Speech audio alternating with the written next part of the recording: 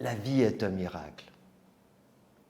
Et nous sommes une expression de ce miracle. Simplement,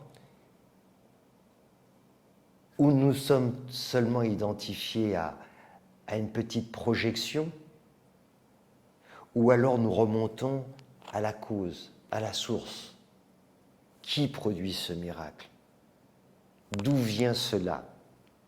C'est ça en fait. Et c'est le chemin que nous devons parcourir en tant qu'être humain. Et quand on fait ce cheminement spirituel, c'est ça qui nous intéresse. Pourquoi que ça nous intéresse?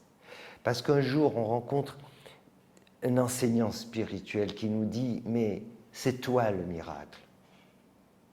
Ne cherche pas le miracle ailleurs. Tu trouves miraculeux de voir telle guérison, tel ceci, mais tu es le miracle. Mais il faut le découvrir.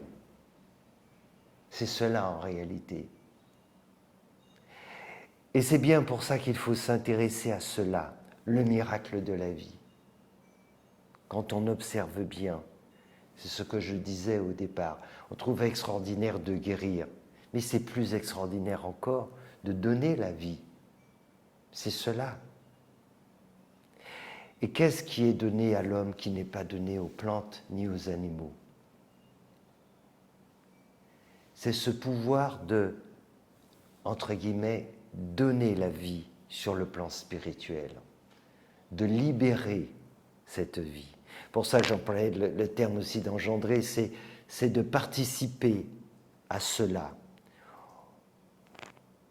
La vie, on permet à ce qu'elle se matérialise en tant qu'être humain, au niveau des plantes, au niveau des animaux. On fait la même chose, en fait, que les plantes, que les animaux. Mais il y a quelque chose que l'être humain peut faire et que les autres ne peuvent pas faire. C'est donner naissance au Christ qui est en nous, donner naissance au Bouddha qui est en nous, donner naissance au soi, donner naissance au divin. Quand je dis donner naissance, cette dimension a toujours existé, mais elle ne s'est pas révélée. C'est ça, donner naissance.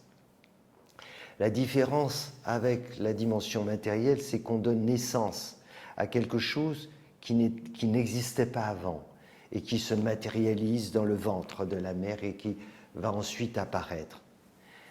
Mais donner naissance au divin qui est en nous, ça veut dire libérer cette lumière, libérer notre réalité profonde, notre réalité spirituelle. Et ça, seul l'être humain peut le faire sur cette terre.